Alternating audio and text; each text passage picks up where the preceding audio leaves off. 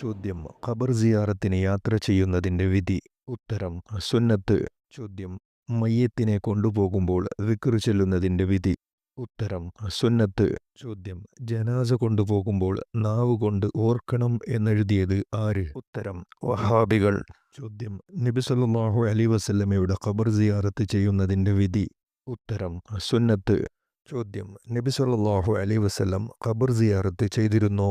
ഉത്തരം: ആയിഷ റളിയല്ലാഹു അൻഹ പറയുന്നു, നബി സല്ലല്ലാഹു അലൈഹി വസല്ലം രാത്രിയുടെ അവസാന ഭാഗം ബഖീയിലേക്ക്, മദീനയിലെ ഖബർസ്ഥാനം പുറപ്പെടും. എന്നിട്ട് അവരോട് സംബോധനം നടത്താറുണ്ട്. ചോദ്യം: ഖബർ ചുംബിക്കുന്നതിൻ്റെ വിധി. ഉത്തരം: ഖബർ ചുംബിക്കലും തൊട്ടുമുത്തലും കറാഹത്താണ്. ചോദ്യം: തബറുക്കിന് സിയാറത്ത് നിലനിർത്താനും സ്വാലിഹീങ്ങളുടെ ഖബർ കെട്ടിപ്പൊക്കലിൻ്റെ വിധി. ഉത്തരം: അനുവദനീയമാണ്. ചോദ്യം: മഹാന്മാരുടെ ഖബർ കെട്ടിപ്പൊക്കാമോ? ഉത്തരം: പൊക്കാം.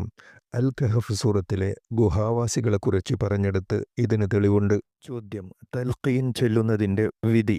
ഉത്തരം: പ്രായപൂർത്തിയും ബുദ്ധിയുമുള്ളവൻ്റെ ജനാസക്ക് തൽഖീൻ സുന്നത്താണ്. ചോദ്യം: തൽഖീൻ ചൊല്ലിക്കൊടുക്കുന്നതിന് ഖുർആൻ തെളിവെന്ത്? ഉത്തരം: നിങ്ങൾ ഓർമ്മിപ്പിക്കുക. തീർച്ചയായും ഓർമ്മിപ്പിക്കൽ വിശ്വാസികൾക്ക് ഉപകരിക്കും. ചോദ്യം: മരിച്ചവർ കേൾക്കുമോ?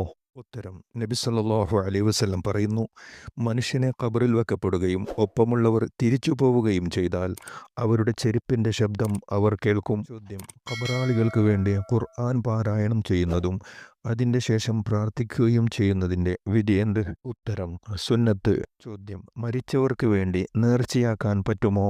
ഉത്തരം: നേർച്ചയാക്കാവുന്നതാണ്.